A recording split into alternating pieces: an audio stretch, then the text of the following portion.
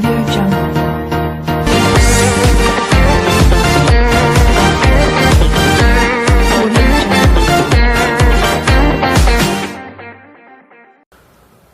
안녕하세요, 학생 여러분.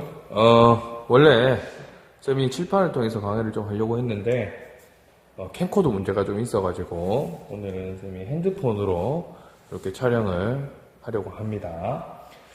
자, 오늘 우리가 배우는 단어는 2단원에 이제 1단원 자연환경과 인간생활, 기후는 우리 생활에 어떤 영향을 미칠까, 이 단원을 보게 될 겁니다.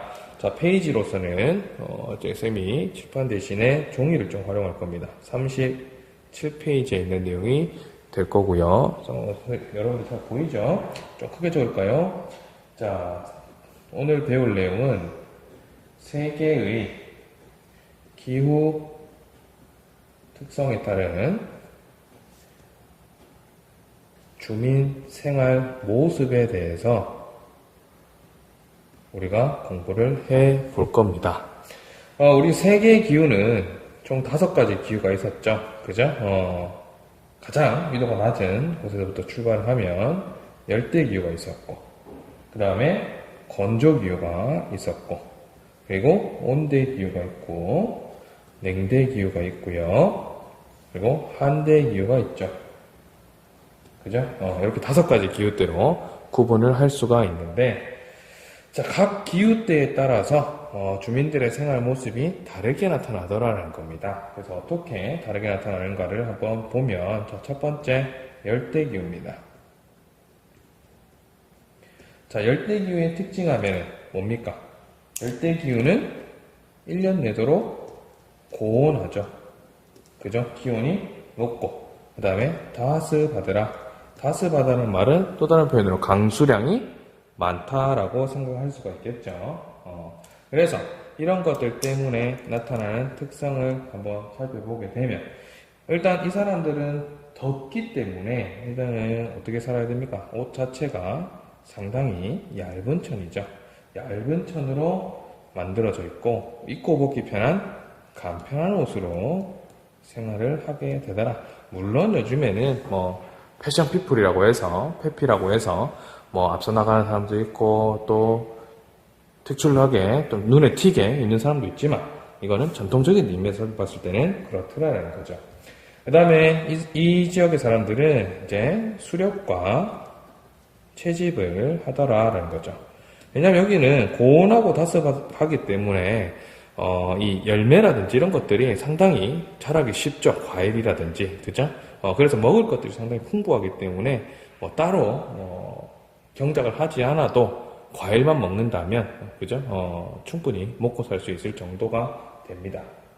자, 하지만 우리가 수렵과 채집으로만으로 먹고 살기보다는 또 다른 식량도 먹어야 되니까 이 사람들이 이제 하는 농사를 보게 되면 이동식 농업을 하게 된다는 거죠.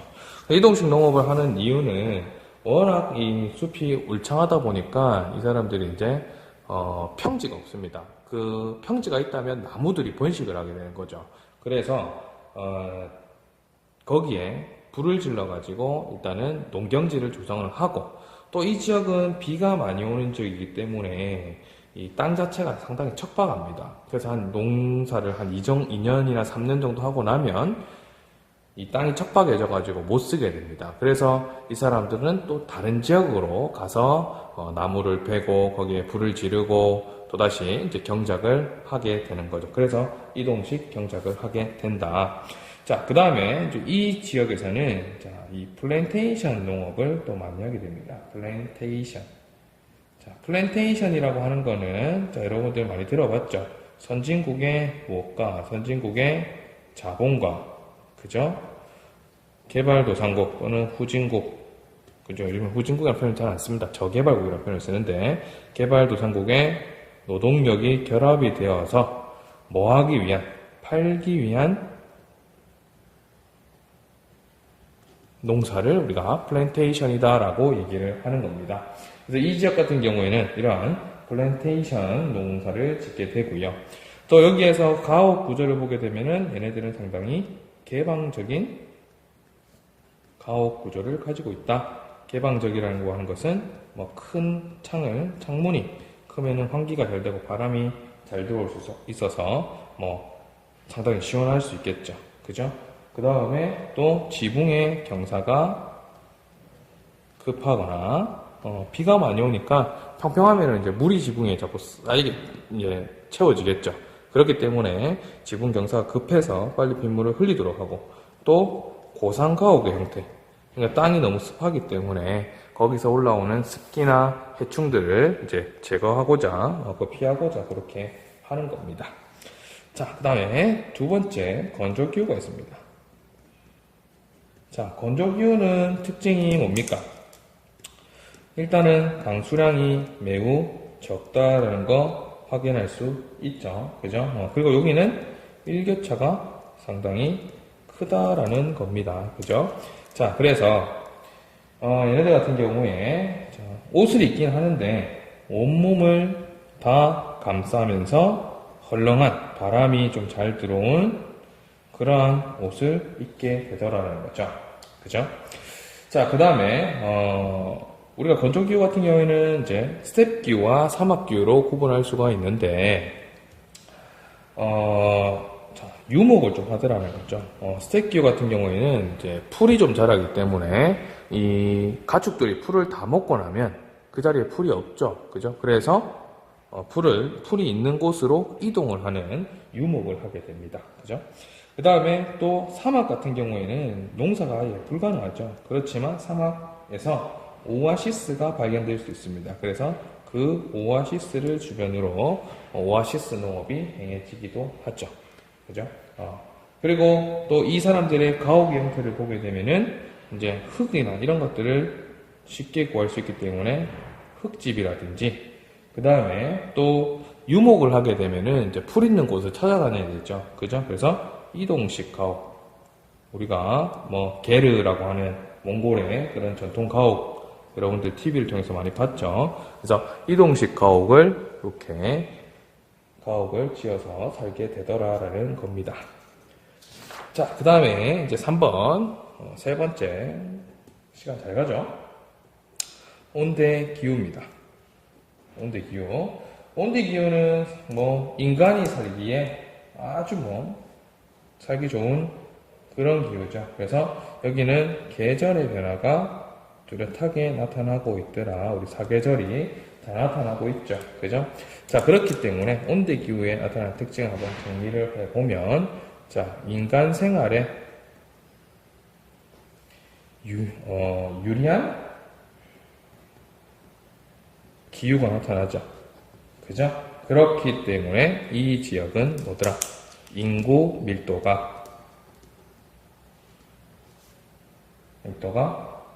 높게 나타나더라. 인구 밀도가 높은 지역이더라라는 거죠. 자, 그리고 이게 계절의 변화가 나타나기 때문에, 그죠? 계절에 따라서 입는 옷이 달라지기도 하죠. 네, 입는 옷이 달라지기도 하고, 또 이 지역은 농사도 좀 잘 되죠. 그죠? 농경에 유리한 점이 있더라는 거죠. 그러다 보니까 다양한 농축산물이 생산이 되더라. 그리고 또 다양한 농축산물, 그죠? 여러 가지 음식 재료들이 많다 보니까 다양한 조리법을 통해서 요리와 함께 발달을 하게 된다라는 겁니다. 자, 그 다음에 이제 네 번째 냉대기후입니다. 냉대기후. 자, 냉대기후는 상대적으로 춥죠. 이제 인간 생활에 좀 불리한, 이제부터는 좀 불리할 수 있습니다. 불리한 기후가 나타나더라. 그래서 온대기후처럼 다양한 이제 뭐 그런 농사라든지 뭐 음식물을 얻을 수는 없습니다만, 그래도 밀이나 작곡 등은 경작이 하기 때문에 주로 이제 밀농사를 많이 짓죠. 밀은 물이 없어도 물이 또 많아도 밀은 이 생산하는데 별 문제가 없습니다. 그렇기 때문에 밀을 이제 재배를 많이 하고요. 그 다음에 이 지역은 이제 뭡니까? 상당히 춥다라는 거죠. 그죠? 춥기 때문에 가옥의 형태를 보게 되면 상당히 회세적인 가옥이더라. 아까 그러니까 열대기후하고 좀 반대적인 성향을 가지게 되죠. 그죠? 추우니까. 그래서 이 냉대기후에서 나타나는 그 집의 형태를 보게 되면 통나무 집이 잘 나타납니다. 이 지역에 나무가 커다란 나무, 침엽수림이라고 하는 이 커다란 나무들이 잘 자라기 때문에 그런 나무들을 이제 재료로 활용해서 집을 짓게 되는 거죠.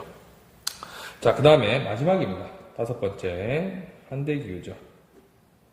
자, 매우 춥습니다. 매우 춥기 때문에 인간이 거주하기가 상당히 어렵다. 겨울이 길고 매우 추워서 인간 거주가 어렵다.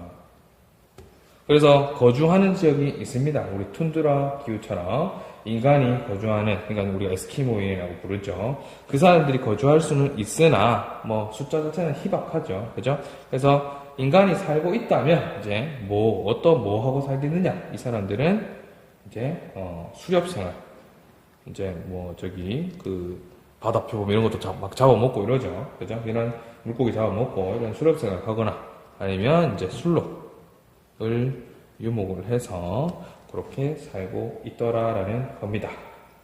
자, 이렇게 해서 우리 37페이지에 있는 36페이지부터 시작됐네요. 37페이지, 36페이지에 있는 내용에 대해서 쌤이 설명을 했는데 생각보다는 뭐 강의가 상당히 빨리 끝이 나는 편이죠.